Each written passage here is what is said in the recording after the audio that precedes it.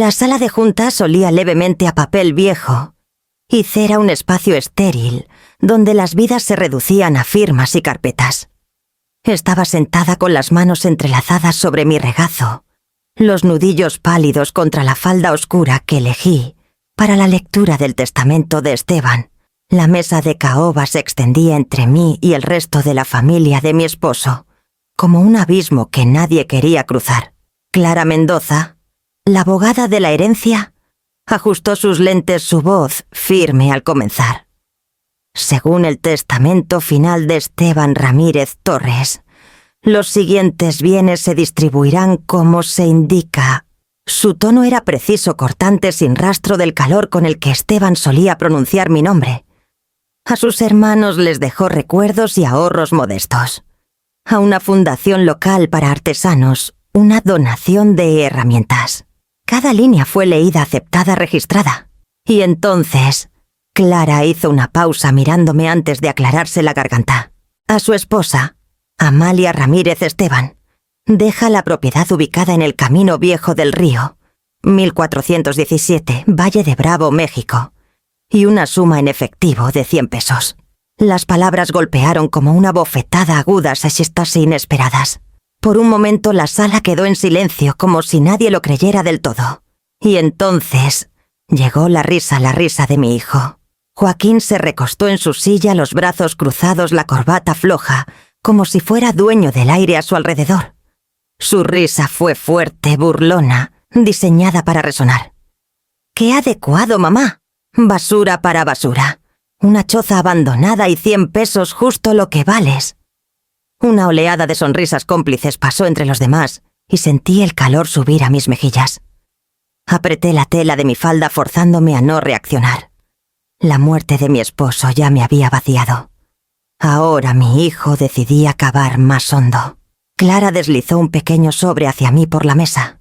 Señora Ramírez, aquí están los 100 pesos en efectivo como se especificó. Mis dedos temblaron al abrirlo. Dentro había un solo billete gastado, arrugado por el tiempo, del tipo que casi pasarías por alto en la caja de una tiendita.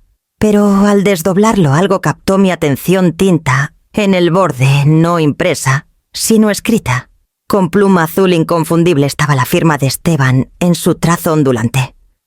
Junto a ella el número 1417, rodeado 2 veces, marcado con fuerza, como si quisiera asegurarse de que lo notara. Mi respiración se detuvo. Esto no era un error, y no eran solo 100 pesos. Esteban me había dejado un mensaje. Levanté la vista casi esperando que los demás vieran lo que yo. Pero a nadie le importó. Joaquín ya estaba deslizando el dedo por su celular, sonriendo como si hubiera ganado. Mi cuñado susurró algo presumido a su esposa. Solo los ojos de Clara parpadearon hacia mí, una breve inquietud cruzando su máscara profesional, antes de volver a sus papeles. Guardé el billete en mi bolso, ocultándolo de la vista. Mi corazón latía rápido, el leve rastro de la letra de Esteban, quemándome la mente. Él sabía que se reirían. Sabía que me humillarían. Pero me había dejado una pista ahí, a plena vista. La sesión terminó con apretones de manos y condolencias vacías. Uno por uno salieron al estacionamiento, sus voces elevándose en charlas despreocupadas sobre planes para la cena y negocios. Joaquín ni siquiera me miró, al irse el eco de su risa todavía resonando en mis oídos. Me quedé sentada un momento más, las palmas presionadas contra la mesa pulida, anclándome.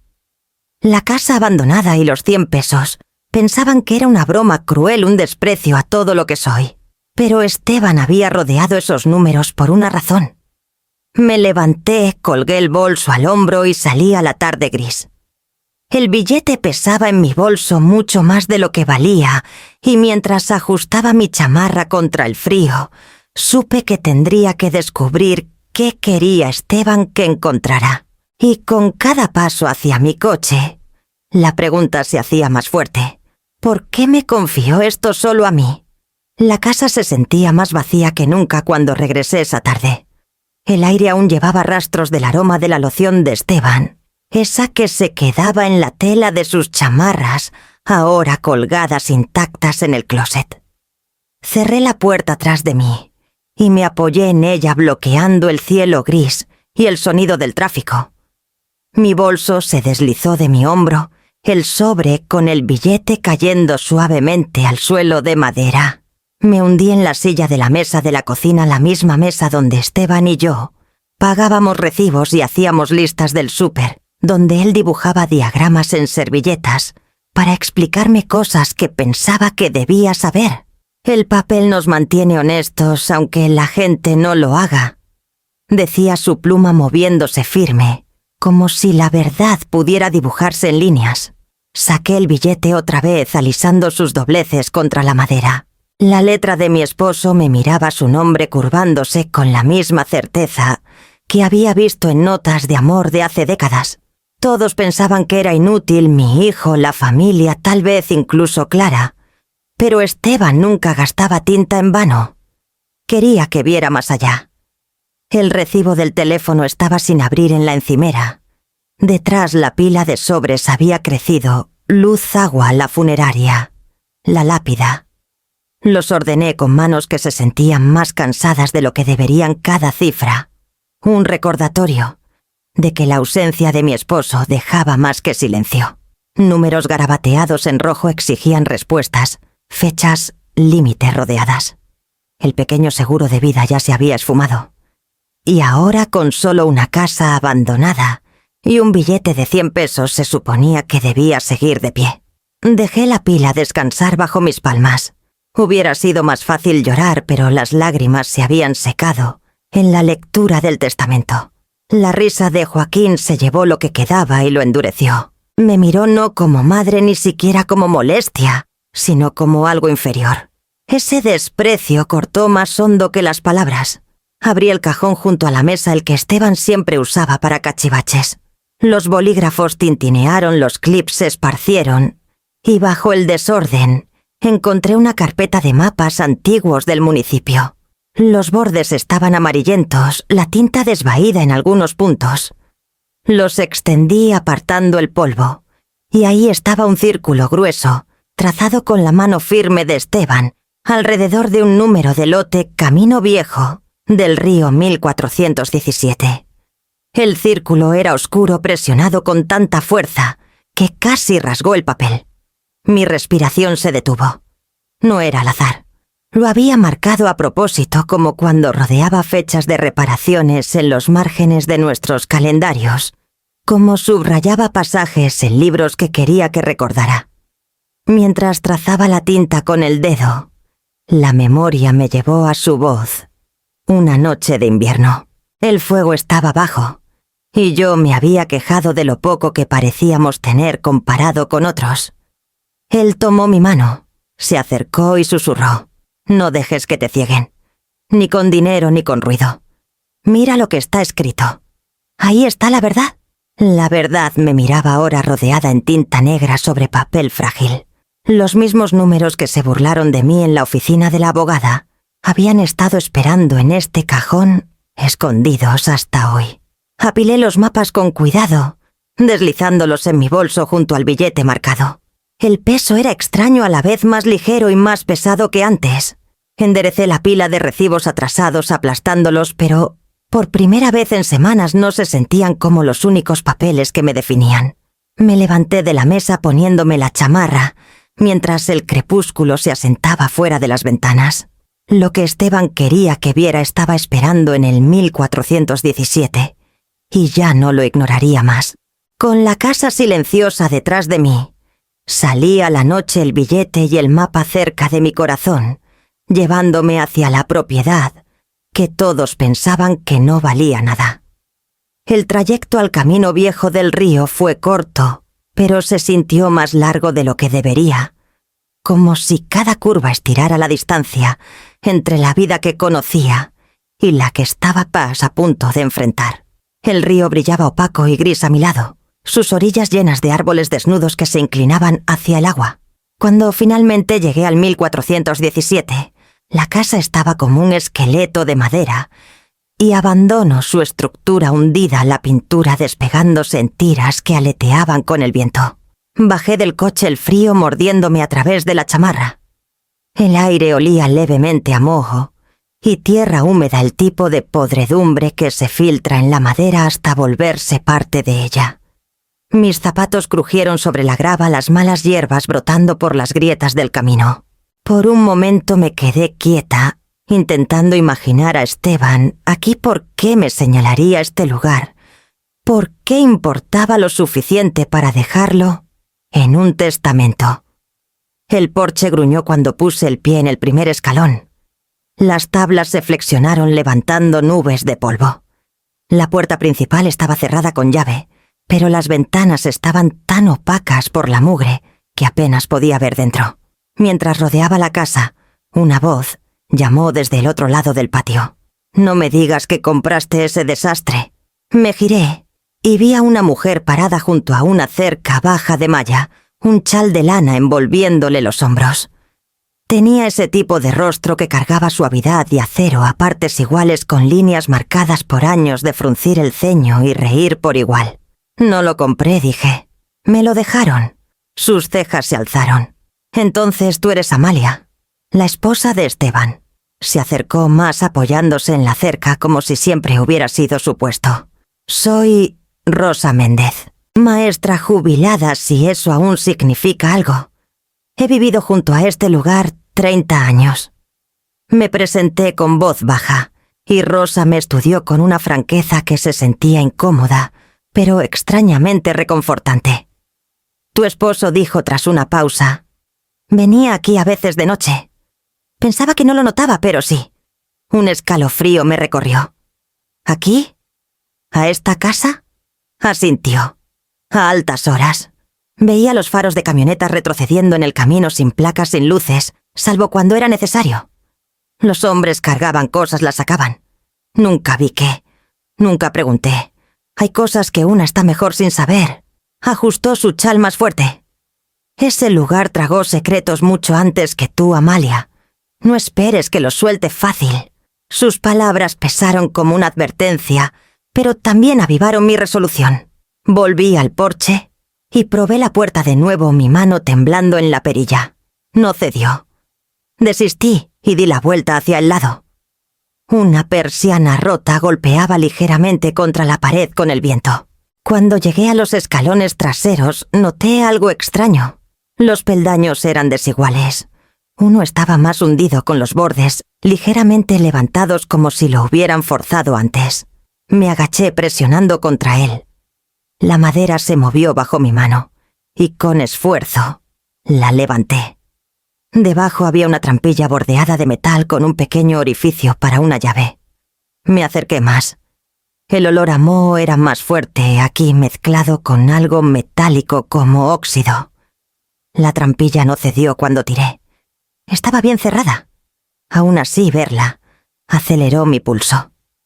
El billete marcado de Esteban, los mapas, la historia de Rosa sobre las camionetas, todo apuntaba aquí. Bajé el peldaño de nuevo, mis dedos temblando, y me puse de pie. Rosa aún me observaba desde su patio, su expresión indescifrable.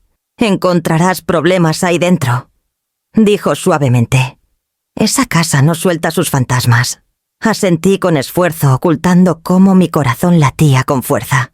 La trampilla lo había cambiado todo. Lo que Esteban me había dejado no era solo una casa o un billete.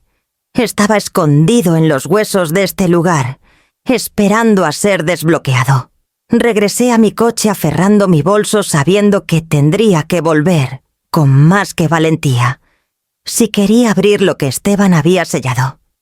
No pude dormir la noche después de encontrar la trampilla. Cada vez que cerraba los ojos veía la letra de Esteban en el billete, la silueta de Rosa envuelta en su chal en la cerca y el peldaño desigual, ocultando la cerradura que no podía abrir. Por la mañana el cansancio pesaba en mis sienes, pero mi mente se negaba a descansar. Sabía que necesitaba respuestas y la única pista que tenía seguía en mi bolso.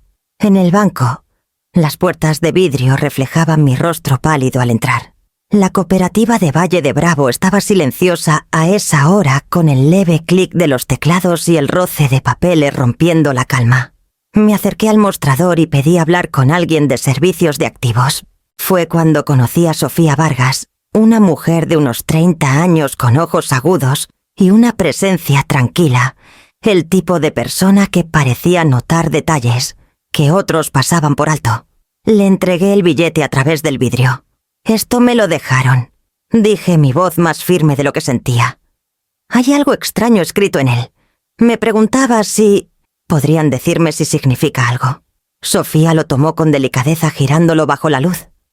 Examinó los bordes, luego su mirada se agudizó al ver el número de serie. Tecleó algo en su computadora y frunció el ceño. «Este número me suena. No el billete en sí, esos circulan por siempre, sino la secuencia». Me acerqué más. «¿Qué significa eso?» No respondió de inmediato. Tecleó de nuevo. Luego abrió una pantalla llena de códigos y fechas. Tu esposo sabía lo que hacía. Esto coincide con un número antiguo de una caja de seguridad. Técnicamente retirada, pero aún en nuestros archivos. 1417. Fue cerrada hace casi 20 años, pero los registros dicen que el contenido nunca se reclamó. Mi aliento se atoró. ¿Entonces podría estar ahí todavía? Legalmente, dijo Sofía bajando la voz. Se necesita prueba de propiedad o una orden judicial para abrirla. ¿Tienes el testamento? Asentí rápido. Sí. Y tengo una abogada. Bien. Entonces tráela. Con su ayuda puedes solicitar acceso. Sofía me devolvió el billete, sus ojos suavizándose. He visto muchas herencias, señora Ramírez. Las familias piensan que el dinero es lo único que importa. Pero a veces el papel más pequeño cuenta, la verdad más grande. Sus palabras resonaron con las de Esteban, y por un momento mi garganta se apretó. Le agradecí, y salí el peso del billete más grande que nunca en mi mano. Esa noche llamé a Clara Mendoza, la abogada que leyó el testamento de Esteban. Sonaba cautelosa al contestar, como si esperara mi llamada. Después de explicarle lo que Sofía había descubierto, hubo una larga pausa. Sospechaba que Esteban te dejó más de lo que parecía, dijo al fin. Era cuidadoso en todo. Si esa caja existe, presentaré la solicitud a primera hora mañana. Nos vemos en el juzgado a las 9. Al día siguiente estuve junto a Clara en un tribunal estrecho, mientras presentaba la solicitud. El juez, un hombre de cabello gris y ojos cansados, escuchó sin comentarios, hojeando los documentos frente a él. Finalmente firmó una orden, autorizando al banco a abrir la caja 1417 Koch, en mi presencia, con Clara como testigo. Por la tarde, Sofía nos escoltó por un pasillo silencioso, bordeado de puertas de bóveda. El aire olía a metal y polvo. Se detuvo en un cajón marcado con 1417 Hawkins. Deslizó una llave larga en la cerradura, y con esfuerzo lo abrió. Dentro había una caja rayada y abollada. La colocó en la mesa y dio un paso atrás. Mis manos temblaron cuando Clara me indicó que levantara la tapa. Dentro, sobre un terciopelo desvaído, había 3 objetos: un cuaderno encuadernado en cuero con un listón desgastado, una memoria USB en plástico negro y una llave de latón que pesaba en mi palma al tomarla. Desaté el listón y abrí el cuaderno. La letra de Esteban llenaba las páginas, columnas precisas de números, nombres de empresas y fechas. Algunas líneas tenían notas en los márgenes, frases cortas como transferencia fraudulenta y cuenta fantasma. Luego, a la mitad, mis ojos atraparon una línea escrita en tinta más oscura subrayada 2 veces, para AR, cuando G olvide qué es el amor. La habitación se inclinó ligeramente y me aferré a la mesa para estabilizarme. AR, Amalia Ramírez. Y Gesa, Joaquín. Esteban lo sabía. Temía el día en que nuestro hijo me traicionara. Presioné mis dedos contra las palabras como si pudiera sentir su presencia a través de la página.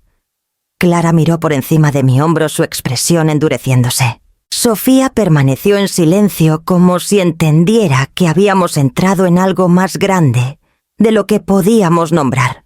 Cerré el cuaderno apretándolo contra mi pecho. Lo que Esteban había escondido no era solo un enigma. Era una advertencia y un arma. La llave de latón brillaba en mi mano mientras la deslizaba en mi bolso, y una certeza se asentó en mí. La trampilla en el suelo del 1417 no estaba destinada a permanecer cerrada para siempre. Esperé hasta la noche para abrir el cuaderno de nuevo. La casa estaba en silencio, las sombras estirándose largas sobre la mesa de la cocina donde Esteban solía balancear nuestra chequera. Coloqué el libro con cuidado como si pudiera romperse bajo mis manos y desaté el listón. El aroma del papel viejo flotó hacia arriba agudo y familiar, como los archivos que alguna vez ordené cuando ayudaba a Lassie Esteban a catalogar sus documentos. Las primeras páginas eran registros meticulosos de fechas y cantidades, todo escrito con las letras cuadradas y firmes de Esteban. A primera vista parecía solo un seguimiento financiero, columnas de pagos, números alineados con precisión. Pero los nombres me llamaron la atención. Algunos eran vagos casi genéricos: Inversiones Piedra Alta, Desarrollo Rivera, Propiedades Roble Plata. Otros los reconocí de las noticias locales, empresas ligadas a proyectos inmobiliarios en el centro de Valle de Bravo. Un nombre aparecía una y otra vez: Germán Salazar.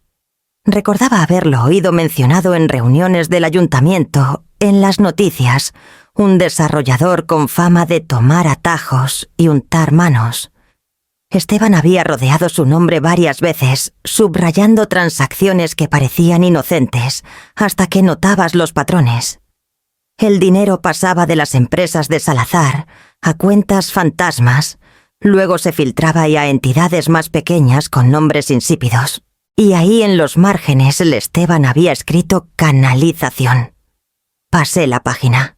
El rastro continuaba cada capa de transferencia documentada con cuidado, como si Esteban hubiera estado construyendo un mapa para mí o para cualquiera que necesitara ver la verdad. Mi pecho se apretó al ver un nombre enterrado a la mitad de una lista de consultores: Joaquín Ramírez y Asociados. Mi respiración se detuvo. La empresa de mi hijo, la que presumía el emprendimiento que insistía, era su propio esfuerzo y visión. En el cuaderno aparecía una y otra vez dinero fluyendo directamente desde esas cáscaras vacías. Me obligué a leer las líneas 2-3 veces, esperando que mis ojos se equivocaran. Pero la letra de Esteban era demasiado precisa para errores. La tinta era oscura, deliberada, implacable. En otra página bajo las columnas había una nota: el proyecto de GIA, financiado por Salazar con condiciones. Mi estómago se retorció. El orgullo de Joaquín, su arrogancia, sus burlas hacia mí por no entender de negocios, todo construido sobre dinero que no había ganado. Dinero manchado, disfrazado, lavado a través de las manos de hombres como Germán Salazar. Y entonces vi su nombre: Paloma Duarte. El cuaderno la listaba como consultora con pagos canalizados a sus cuentas personales, desde la misma cadena de cáscaras. Depósitos mensuales pulcros. Presioné mi mano contra el papel, el calor subiendo a mi rostro. No solo estaba comprometida con mi hijo, estaba en el negocio con él, alimentándose del mismo río de corrupción que Esteban había rastreado. Pero las entradas no eran todas traición. En la parte trasera del cuaderno la letra cambió. No números esta vez, sino palabras escritas más suaves, más personales. Leí cada línea lentamente, las lágrimas pinchándome. Colegiatura J. Pagada en su totalidad. 2015. Libros J. Semestre de otoño. 2016. Gastos de vivienda cubiertos. Había recibos pegados en la página, amarillentos en los bordes, con el nombre de Joaquín. Mi mano tembló al trazar la tinta. Esteban había estado pagando la educación de nuestro hijo en silencio, dejando que Joaquín creyera que había ganado becas, dejándolo aferrarse a la ilusión de independencia. ¿Por qué cargaría Esteban con este doble peso: proteger a Joaquín en vida, pero dejarme evidencia lo suficientemente afilada para derribarlo en muerte? Pasé más páginas y mis ojos volvieron a la línea que había leído antes, pero no había dejado calar. Estaba sola en su página subrayada 2 veces. Para AR, cuando J olvide qué es el amor. Los trazos eran más pesados aquí, como si Esteban hubiera presionado con toda la fuerza que le quedaba. Mi garganta se cerró y susurré las palabras en voz alta. Él lo había visto venir. Lo sabía. Me recosté, mis manos cubriendo mi rostro.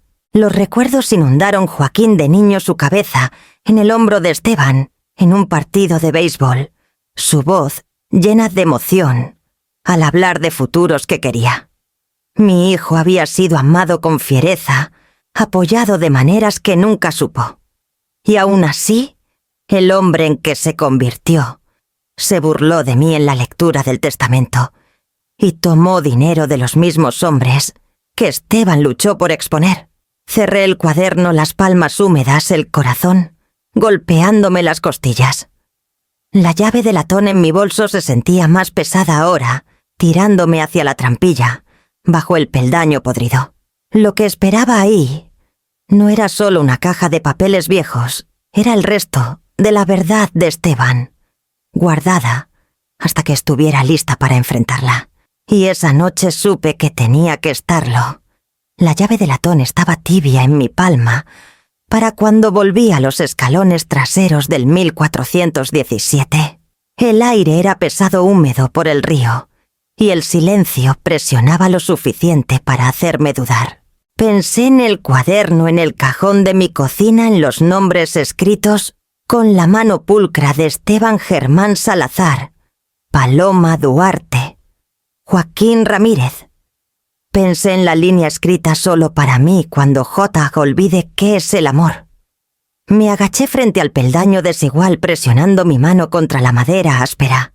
Con esfuerzo lo levanté revelando la trampilla que había descubierto días antes. Los bordes del latón brillaban débilmente en la cerradura hundida en el centro.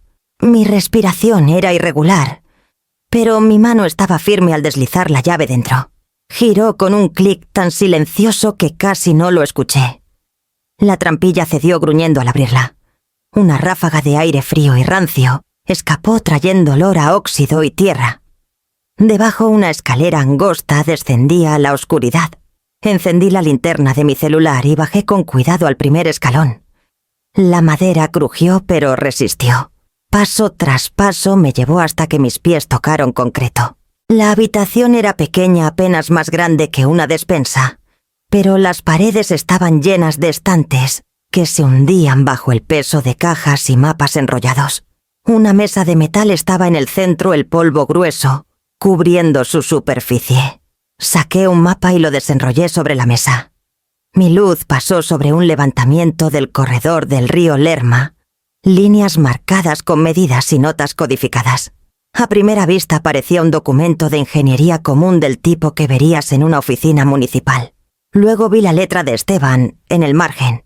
La propiedad incluye derechos minerales, no solo la casa. Tracé la línea con mi dedo.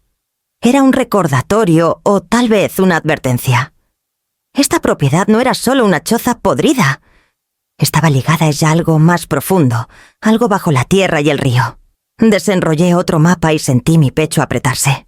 Líneas de fibra óptica estaban dibujadas en rojo, extendiéndose bajo el lecho del río y ramificándose hacia la ciudad. El tipo de infraestructura que valía millones, tal vez decenas de millones. Quien controlara los derechos bajo esta tierra, controlaba el acceso al corredor mismo. Pensé en la sonrisa presumida de Joaquín, en la lectura del testamento, en su risa resonando por la sala. Pensaba que la casa era basura, una carga para avergonzarme. No había visto los mapas, no sabía que la clave de cada trato que perseguía corría bajo las tablas que se burló. El silencio del sótano presionaba, y por un momento el duelo me atrapó en la garganta. Esteban debió saber lo que vendría. Pasó sus últimos años dibujando líneas, rodeando nombres, dejando pistas, no para nuestro hijo, sino para mí. Me había elegido para proteger esto, para enfrentar la verdad de lo que Joaquín se había convertido. Enrollé los mapas con cuidado y los metí en mi bolso. El polvo se pegó a mis manos manchando mi piel, como el peso de los secretos. La llave de latón se sentía más pesada al guardarla en mi bolsillo, su propósito cumplido, pero su responsabilidad apenas comenzando. Cuando subí de nuevo a la luz, Rosa estaba parada en su cerca otra vez, su chal apretado contra el frío de la noche. No gritó esta vez, no hizo preguntas. Solo observó sus ojos oscuros con algo entre lástima y advertencia. Bajé el peldaño de nuevo y limpié la tierra de mis rodillas. Mi pulso aún latía fuerte en mis oídos, pero la claridad me estabilizaba. La casa no era una broma. No era inútil. Era una ventaja que Esteban había enterrado a plena vista, confiando en que la encontraría cuando más la necesitara. Apreté la correa de mi bolso y caminé hacia el coche, el peso de los mapas presionando contra mi costado. La batalla por el 1417 apenas comenzaba, y sabía que Joaquín vendría por lo que creía que era suyo. Pedí a Joaquín que nos encontráramos en un pequeño café, al borde de la ciudad. No era el tipo de lugar que le gustaba nada de mostradores de mármol pulido, ni cócteles caros, solo tazas desportilladas y el olor a café fuerte. Quería terreno neutral, un lugar que no le perteneciera a ninguno de los dos. Llegó tarde como siempre, con el celular en la mano y la corbata floja como si viniera de algo más importante. Mamá dijo deslizándose en el asiento frente a mí. Me sorprendió que llamaras. Pensé que estarías ocupada puliendo esa choza que heredaste. Su sonrisa era fina, ensayada. No caí en ella. Saqué la página doblada del cuaderno de mi bolso, la que tenía el nombre de su empresa, rodeado con la letra de Esteban, y la puse entre nosotros. Joaquín le dio un vistazo. Luego se recostó sin impresionarse. ¿Y qué has estado hurgando en la basura de papá? ¿Crees que esto significa algo? Sí significa, dije. Mi voz estaba más firme de lo que esperaba. Significa que tu negocio no es lo que finges que es. Significa que has dejado que hombres como Germán Salazar te usen de fachada. Esteban lo sabía. Y ahora yo también. Por primera vez sus ojos titilaron un destello de reconocimiento que rápidamente enterró bajo una risa. Mamá, no entiendes cómo funcionan los negocios. Todos mueven dinero. Todos toman honorarios por consultoría. Crees que descubriste un escándalo, pero solo has demostrado lo ingenua que eres. Me incliné hacia adelante bajando la voz. Te estoy dando una oportunidad, Joaquín. Aléjate de Salazar. Deshaz tus tratos antes de que te destruyan. Antes de que nos destruyan. Me miró, y por un momento pensé que vi al niño que solía ser, el que corría a casa con los zapatos llenos de lodo, y pedía cuentos antes de dormir. Pero luego la dureza volvió cerrándose como una trampa. Nunca me arrodillaré ante ti, gruñó. Sus palabras eran lo suficientemente afiladas para cortar. Crees que me venciste porque tienes papeles y firmas.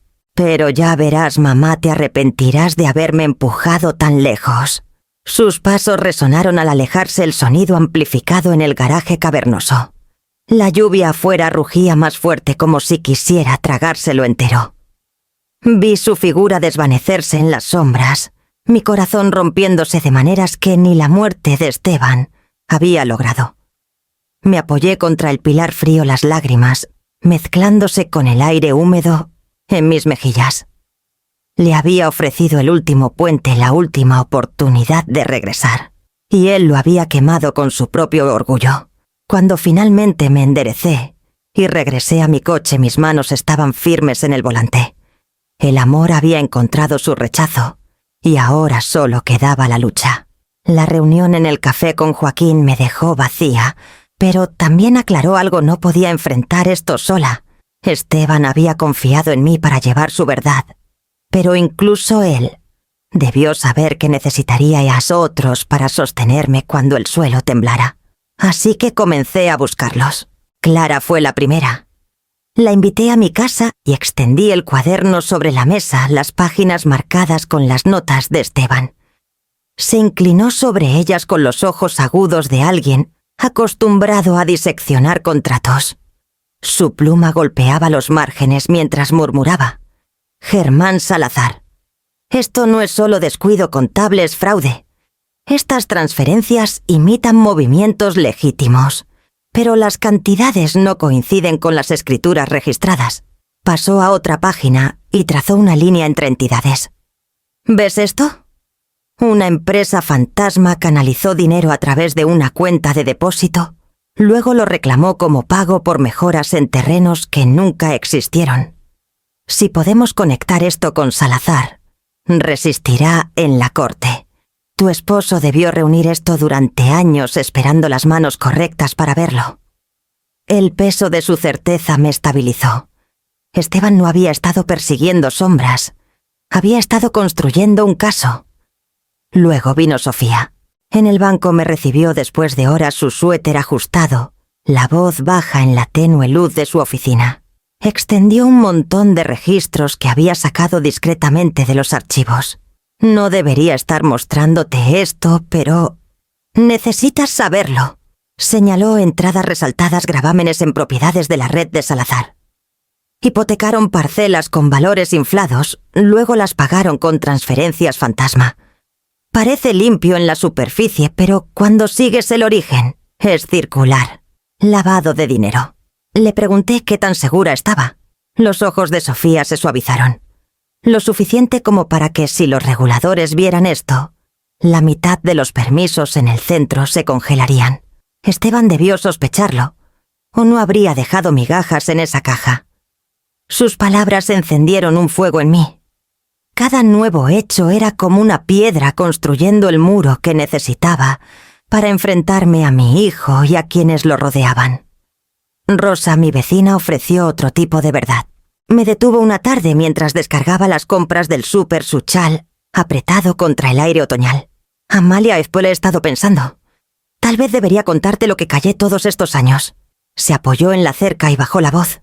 Esteban venía al 1417 de noche. No solo una o dos veces. Lo vi con cajas a veces, solo a veces, con hombres que no reconocí. Cargaban cosas pesadas adentro. Y cuando se iban siempre miraba hacia mi lado como desafiándome a preguntar. Nunca lo hice. Pero sabía que confiaba en ti, no en mí, con lo que estaba protegiendo. Sus palabras se asentaron en mí como una carga y un regalo a la vez. Esteban no se había escondido de mí. Me había estado preparando. La última pieza vino de Ernesto Cárdenas, un inspector municipal con el cabello canoso y una reputación por tomar atajos. Clara organizó una reunión y él llegó nervioso, su corbata demasiado apretada al cuello. Al principio no me miró a los ojos. Firmé permisos para Salazar. Admitió su voz baja, no porque fueran limpios, porque me lo ordenaron. Presión de regidores, de desarrolladores, y sí de Joaquín. El nombre cayó pesado, aunque ya no me sorprendía. Ernesto finalmente levantó la mirada. Me avergüenzo, pero si tienes registros, pruebas, testificaré. No quiero ser parte de su imperio nunca más. Tal vez así corrijo algo antes de jubilarme. Por un momento el silencio llenó la sala, el tipo de silencio que zumba cuando los secretos pasan a la luz. Miré a mi alrededor. Clara con su pluma, Sofía con sus archivos, Rosa con su memoria, Ernesto con su arrepentimiento. No estaban ligados a mí por sangre, pero en ese momento se volvieron algo más firme que la familia. La red se estaba cerrando. Las pistas de Esteban me habían llevado a hilos que otros intentaron enterrar, y ahora los nudos comenzaban a verse. Al cerrar el cuaderno y recoger los papeles, una verdad me presionaba a exponer mentiras. Nunca sería suficiente. Tendría que construir algo desde las ruinas, si quería que esto importara. Me senté en la mesa de la cocina mucho después de que los demás se fueron, el cuaderno cerrado, pero aún quemándome en la mente. La memoria USB estaba a su lado, pequeña y discreta, pero pesada con posibilidades. La giré en mis dedos una y otra vez, temiendo lo que podría contener, temiendo lo que podría confirmar. Por fin la conecté a mi laptop. La pantalla parpadeó abriendo una carpeta con un solo archivo, nombrado al estilo pulcro de Esteban para Amalia. Mi aliento se atoró. Hice clic. La pantalla se llenó con su rostro más viejo, más delgado, de lo que recordaba el gris en su cabello más pronunciado. Estaba sentado en su banco de trabajo en el garage, los estantes detrás llenos de frascos con clavos y herramientas polvorientas. Sus ojos, sin embargo, eran claros, firmes, fijos en la cámara, con la misma mirada inquebrantable que solía calmarme cuando las tormentas hacían temblar las ventanas. Si encontraste esto, Amalia, comenzó su voz baja, significa que confié en ti. Significa que seguiste el rastro que dejé y fuiste lo suficientemente fuerte para abrir lo que otros ignoraron. Presioné mi mano contra mi boca, las lágrimas pinchándome los ojos. Su tono no era dramático, no como en las películas. Era sencillo, deliberado, casi gentil. No construí este registro por venganza. Continuó. No contra Salazar, no contra Joaquín, ni siquiera contra los hombres que piensan que son dueños de Valle de Bravo. Lo construí para un renacimiento. El 1417 no es solo terreno. Está sobre un corredor líneas de fibra que impulsarán el futuro de la ciudad. Escuelas clínicas, pequeños negocios. Si se usa bien, puede levantar a todos. Si se vende mal, llenará los bolsillos de hombres que ya han robado demasiado. Hizo una pausa como sopesando sus próximas palabras. Amé a nuestro hijo, más de lo que nunca pude decir. Por eso pagué por él en secreto, por eso nunca dejé que sintiera el peso de lo que debía. Pero también vi cómo olvidó qué es el amor.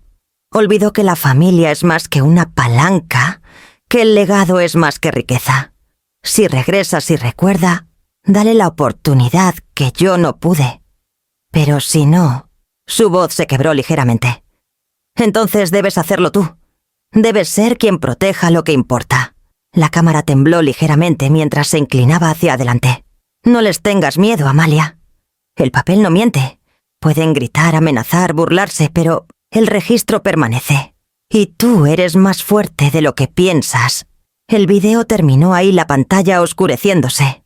Me quedé congelada, las lágrimas deslizándose por mis mejillas, incapaz de respirar por un momento. Era como si hubiera cruzado el vacío hablándome directamente al hueco que su ausencia había dejado en mí. Cerré la laptop y me recosté el silencio de la casa presionándome. Mi corazón dolía por él, por los años que tuvimos juntos y por los que perdimos.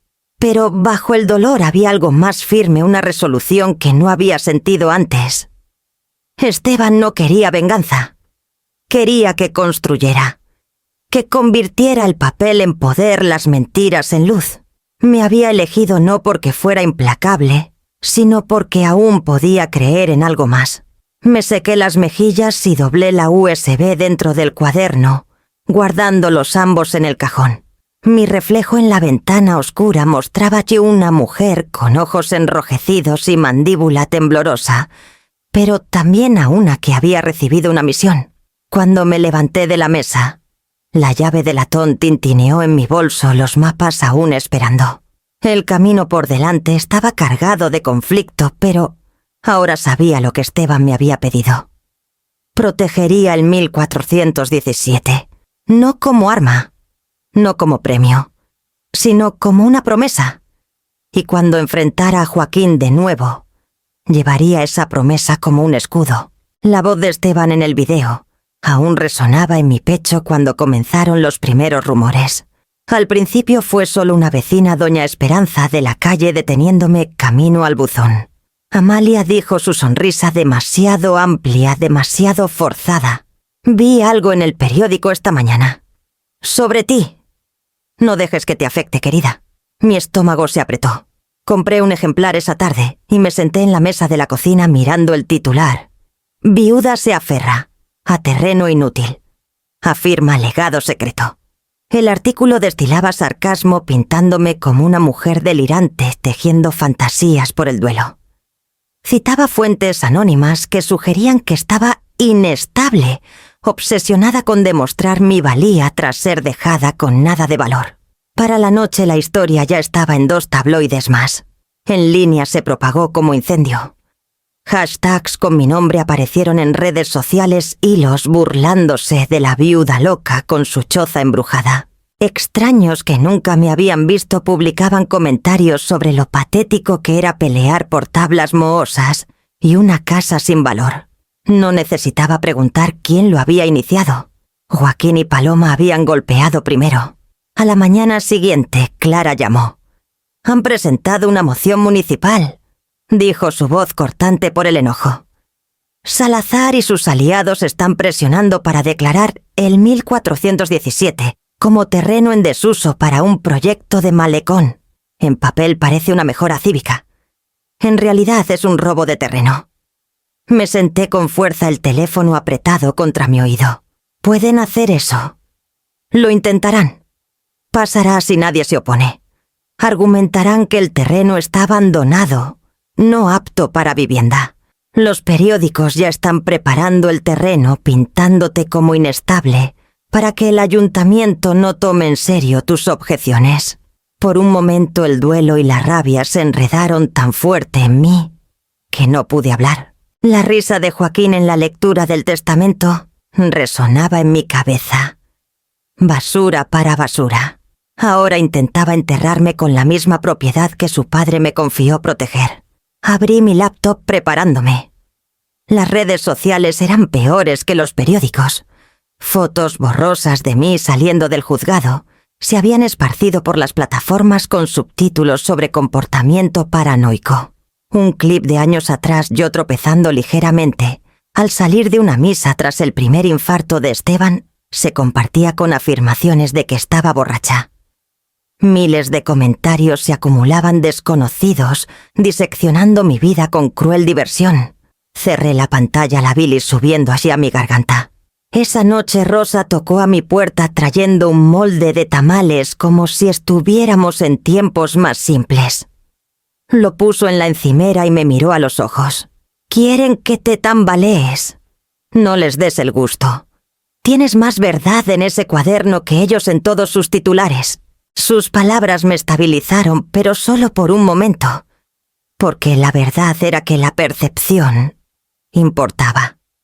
Esteban me había dejado pruebas, sí, pero las pruebas solo hablaban si alguien estaba dispuesto a escuchar. Si la ciudad declaraba el 1417 en desuso, los mapas y los derechos minerales podrían quedar atrapados en litigios por años, tal vez décadas. Clara vino al día siguiente extendiendo documentos sobre mi mesa. «Presentaremos una orden de restricción», dijo su pluma golpeando rápido. «Pero prepárate, Amalia. No solo van tras la propiedad, van tras ti». Sus palabras perforaron, pero también encendieron algo en mí. La voz de Esteban regresó firme e inquebrantable. «El papel no miente. Pueden burlarse, pero el registro permanece». Toqué la cubierta gastada del cuaderno sintiendo su peso. Joaquín pensaba que la percepción era poder, que si suficientes personas se reían de mí, me rendiría. Había olvidado que su padre me había preparado para este preciso momento. Cuando Clara deslizó los papeles de la moción para que los firmara, tomé la pluma sin dudar. Si querían guerra con rumores, respondería con la verdad escrita en tinta que ninguna burla podía borrar. La lucha por el 1417 se había abierto al público y sabía que ya no podía permitirme quedarme callada. El día de la audiencia del ayuntamiento llegó bajo un cielo gris de esos que se sienten demasiado pesados para octubre. Estaba fuera del palacio municipal con Clara a mi lado, el cuaderno en mi bolso y las palabras de Esteban resonando en mi mente. Los reporteros se aglomeraban cerca de las escaleras, las cámaras ya enfocándome como si fuera el espectáculo que les habían prometido. «Recuerda», murmuró Clara alisando su abrigo. «No necesitamos convencerlos de que eres simpática. Solo necesitamos mostrarles el papel. El papel gana». Adentro el salón olía levemente a polvo y barniz. Los regidores revolvían sus notas mientras Germán Salazar estaba sentado en la primera fila sonriendo, como hombre seguro de su victoria. Detrás de él vi a Joaquín y a Paloma. Lucían pulidos, confiados, intocados por el escándalo que ya florecía en susurros. Mi hijo no me miró ni una sola vez. Cuando llegó nuestro turno, Clara se levantó con autoridad tranquila. Colocó una carpeta gruesa en el podio y comenzó.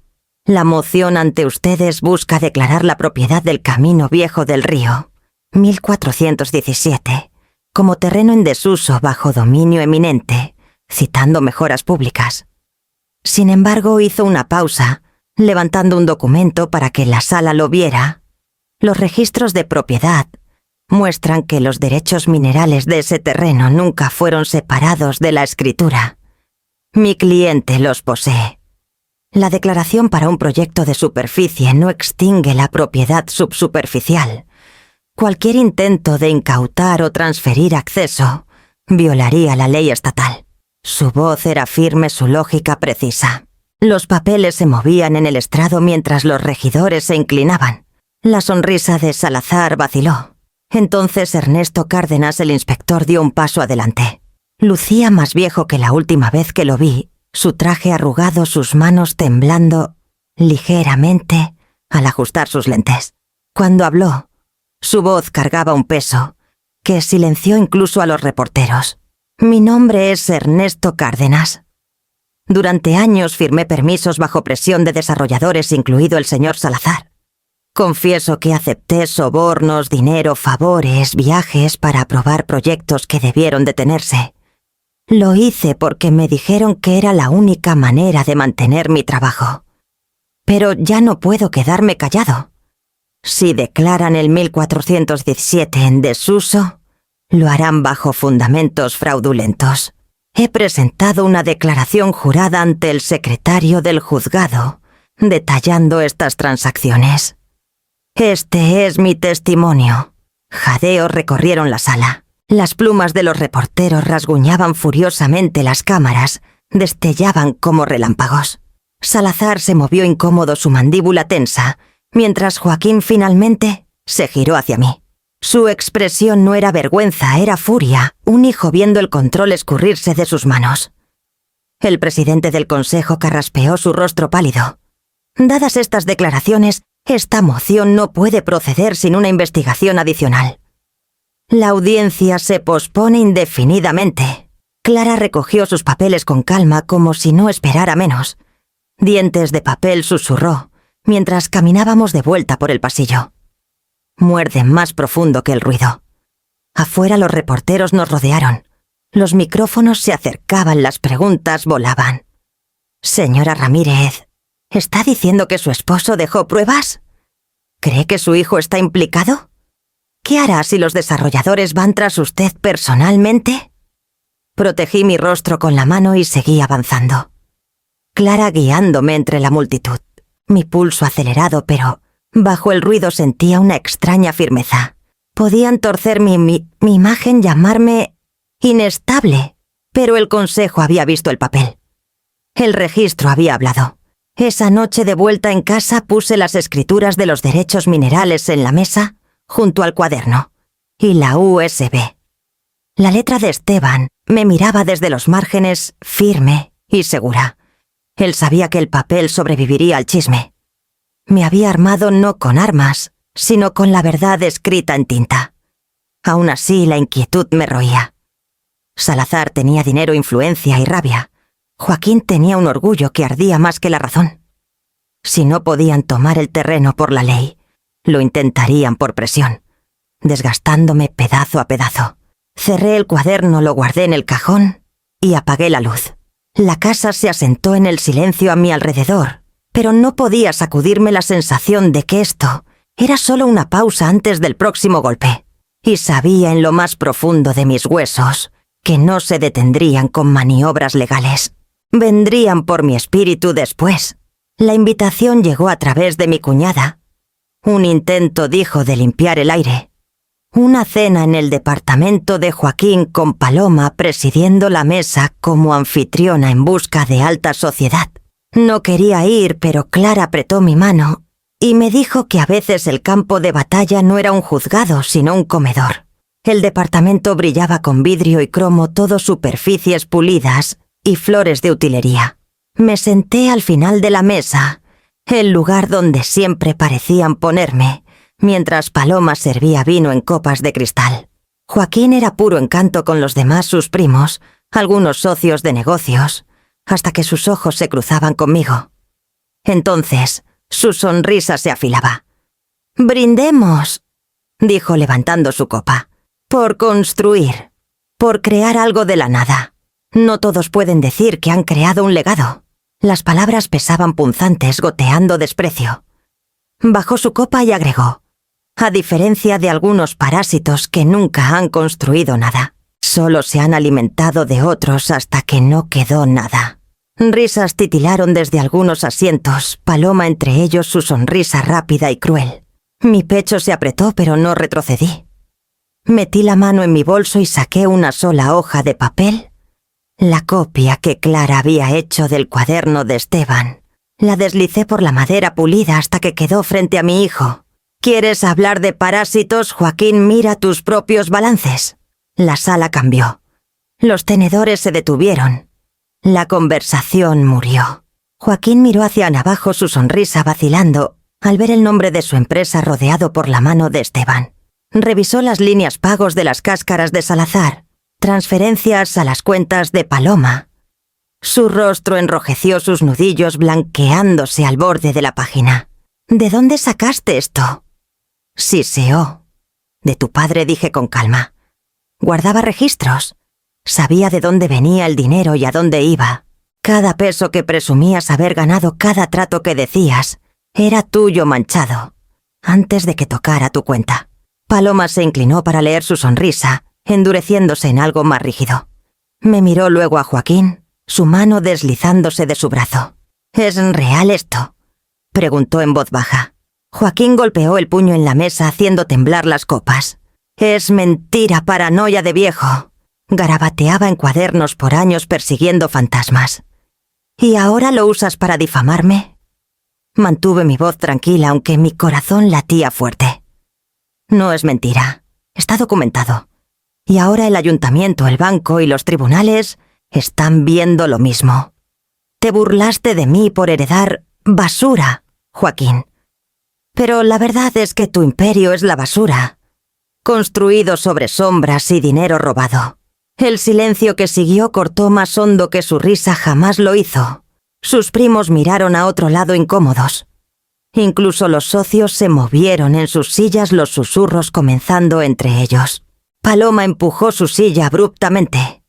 «No me arrastrarán con esto», murmuró recogiendo su bolso. El sonido de sus tacones contra el piso fue agudo, mientras salía de la sala sin mirar atrás.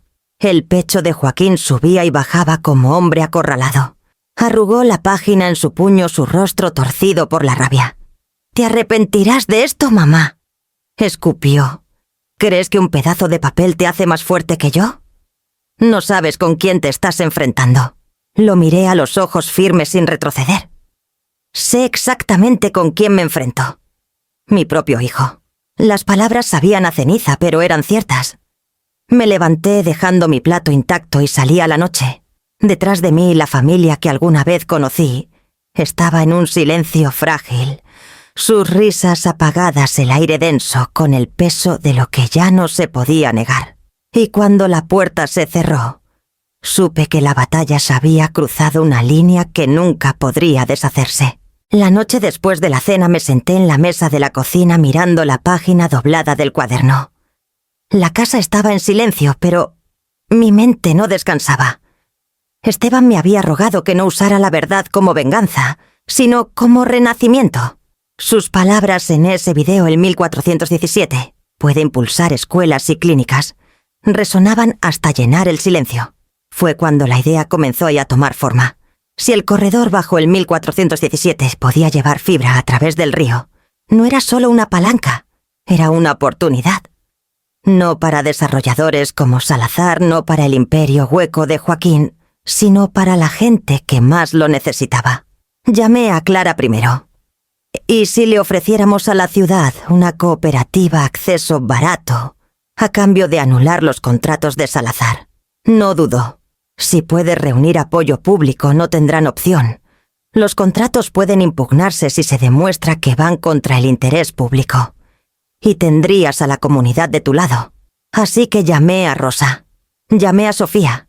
Contacté a Ernesto. Uno por uno aceptaron ayudar. Clara redactó el esquema. Sofía confirmó los derechos. Y en una semana teníamos un nombre: Cooperativa Luz del Río. Comenzamos discretamente en el sótano del centro comunitario. Llegaron maestros agotados por aulas sin recursos. Enfermeras aparecieron en sus días libres, ansiosas por conexiones más baratas a programas de telemedicina. Los padres se inclinaron hacia adelante, mientras explicaba lo que, en 1417, podía significar una red de fibra que traería acceso asequible a barrios que Salazar había ignorado. Cuando terminé la sala quedó en silencio por un latido, luego estalló. Aplausos, voces, superponiéndose con ofertas para ser voluntarios, para repartir volantes para hablar en el ayuntamiento. Me quedé allí parpadeando las lágrimas, abrumada por cómo los extraños se habían convertido en aliados tan rápido. La noticia se extendió más rápido de lo que esperaba. Los periódicos locales comenzaron a publicar titulares. Viuda propone.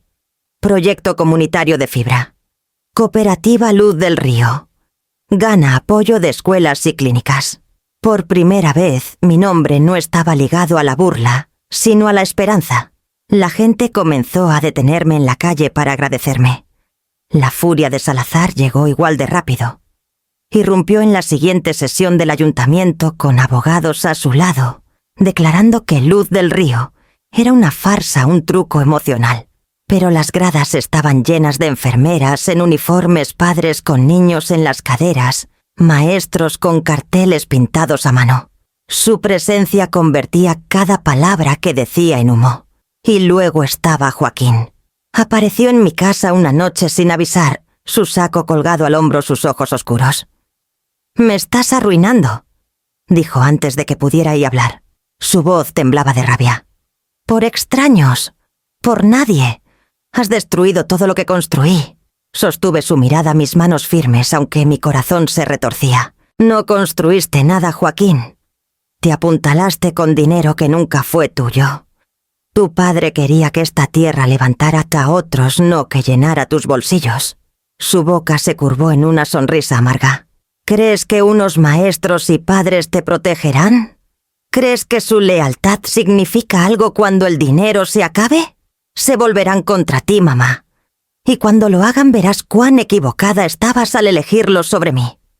Quise alcanzarlo, encontrar algún rastro del niño que crié, pero solo vi a un hombre consumido por su propio orgullo.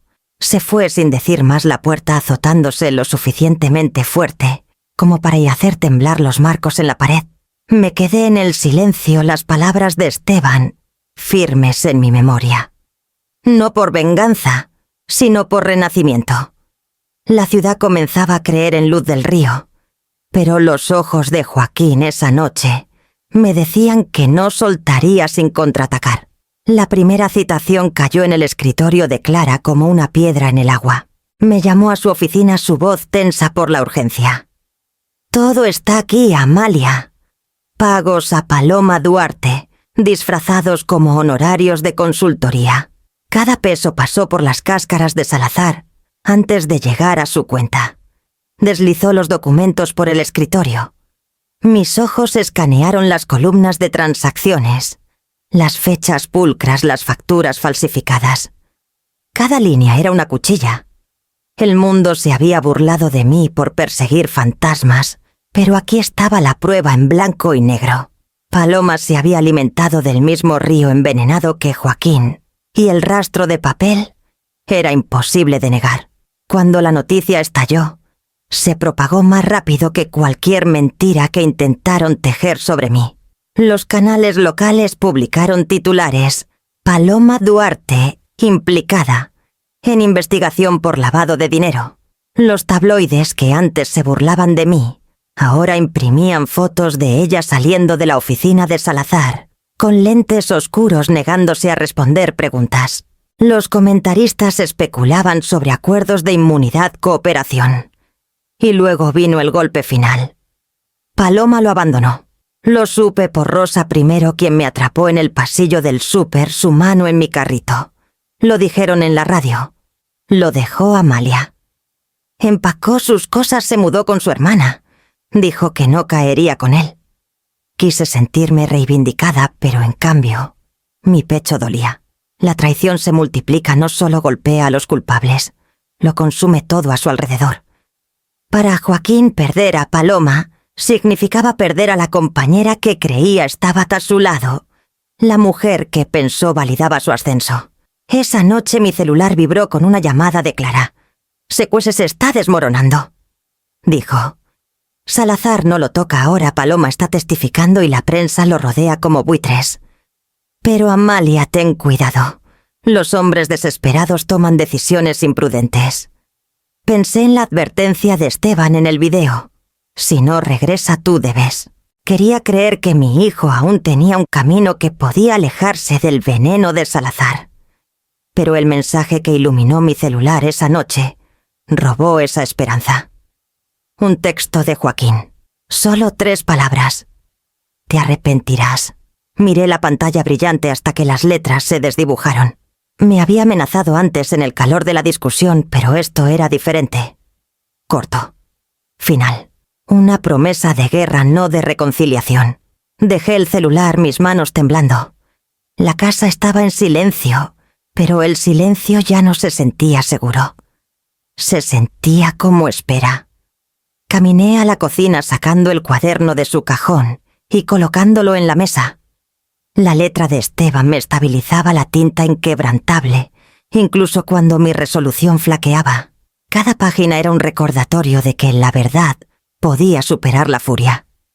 Pero por primera vez me pregunté si el papel sería suficiente para protegerme de lo que mi propio hijo se había convertido. Rosa pasó por la mañana siguiente con pan fresco, su forma de checarme, sin admitirlo. Notó la tensión en mi rostro de inmediato. «¿Qué ha hecho ahora?», preguntó suavemente. Dudé antes de responder. «Me advirtió. Dijo que me arrepentiría». Su suspiro fue largo, cansado. «Joaquín está acorralado. Y cuando un hombre está acorralado, o se quiebra o arremete».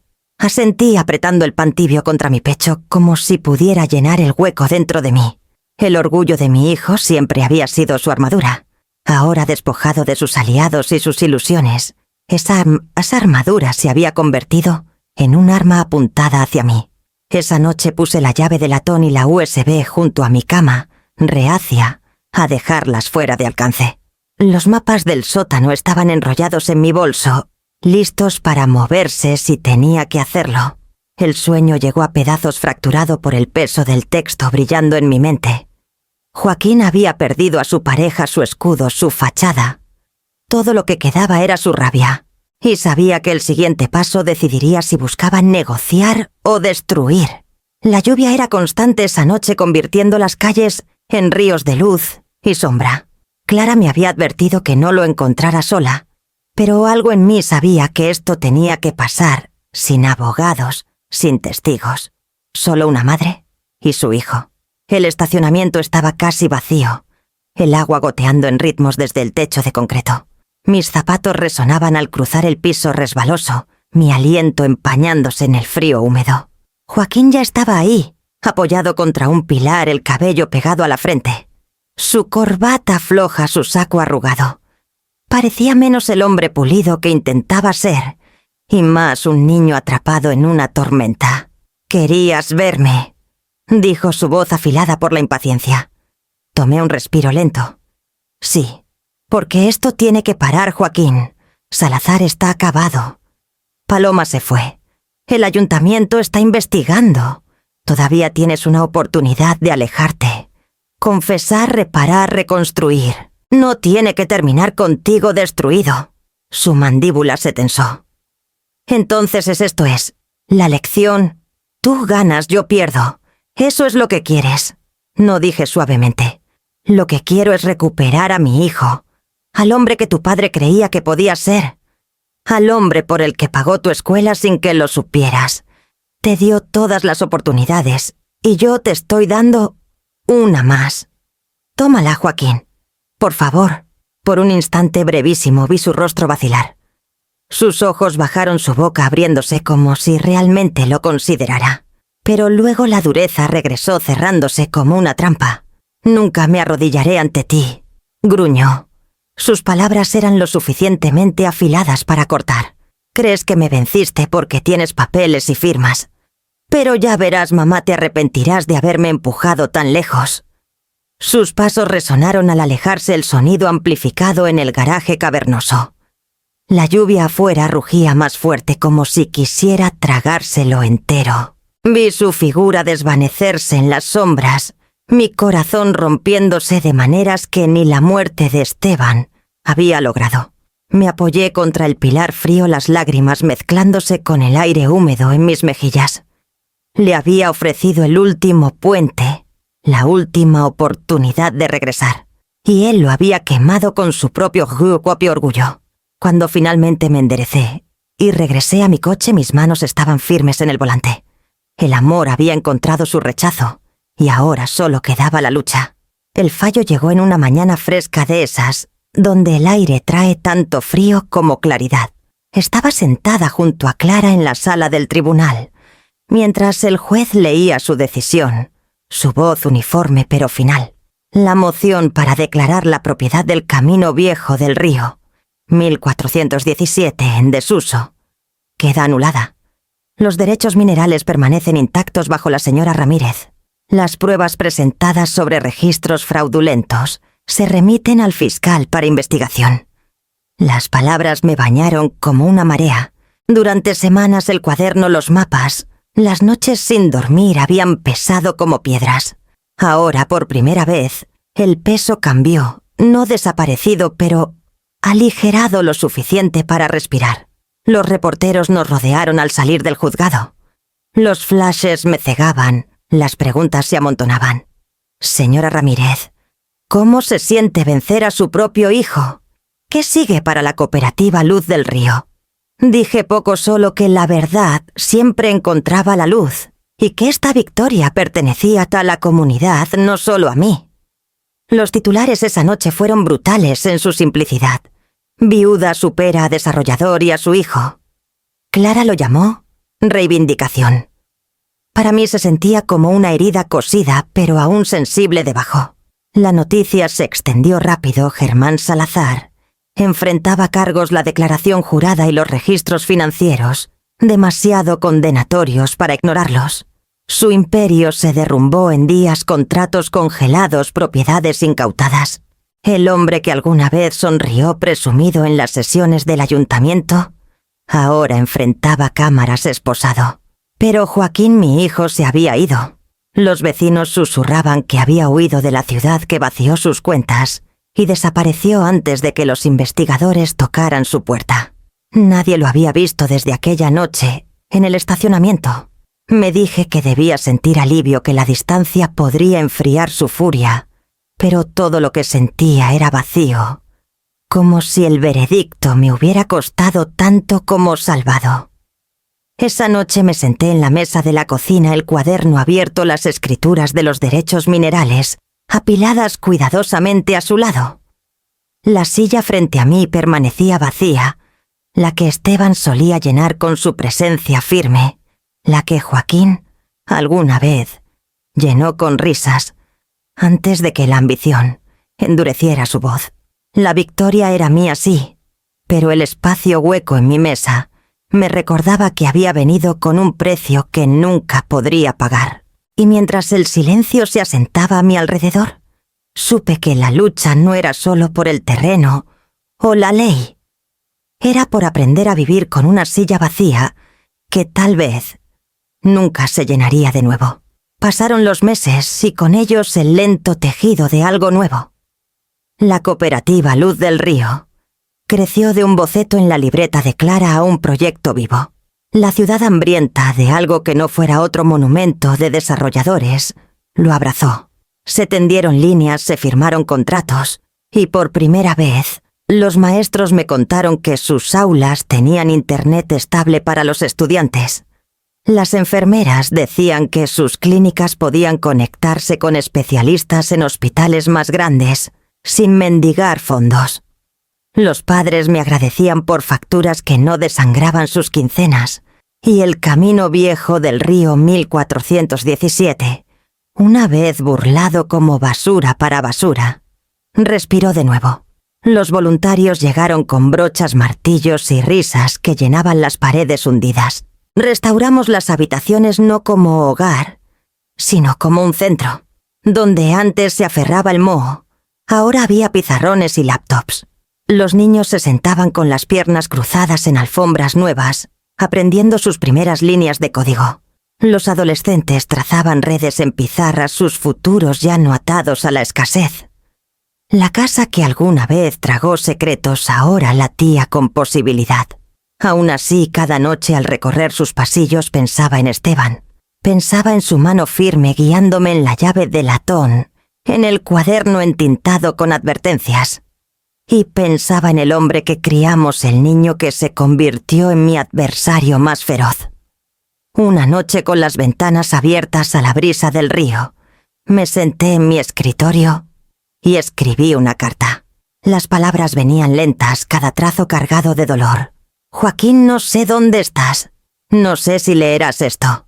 Pero quiero que recuerdes lo que tu padre me enseñó. El papel nos mantiene honestos, aunque la gente no lo haga. En este sobre va el billete que dejó el que te dio risa. Vale solo 100 pesos, pero llevó la verdad que construyó todo esto. Todavía puedes elegir la honestidad. Todavía puedes regresar. Doblé el billete de 100 pesos en el sobre sellándolo con manos que temblaban, pero no vacilaban. Si alguna vez lo sostendría de nuevo, no podía saberlo. Cuando llegó la ceremonia de apertura de Luz del Río, el edificio estaba vivo, con voces, funcionarios y familias abarrotando la casa antes abandonada. Estuve al frente, Clara y Sofía a un lado, Rosa y Ernesto al otro. Las cámaras destellaron mientras cortaba el listón, los aplausos llenando el aire. Pero, a mi lado, dejé una silla vacía. Era una promesa para mí misma, un recordatorio de amor y pérdida, de lo que se había dado y lo que se había tomado. Una silla para Esteban, para Joaquín, para todas las piezas de la familia que no podía llevar conmigo, pero que nunca podría dejar atrás. Mientras la multitud se movía y las risas subían, mis ojos captaron movimiento en la entrada. Joaquín. Demacrado, inseguro, su traje colgando suelto en su figura. No dio un paso adelante, no aún, pero estaba ahí, observando. Nuestras miradas se cruzaron a través de la sala y mi aliento se atoró en mi pecho. La silla vacía esperaba entre nosotros un puente o una barrera. Aún no podía decir cuál.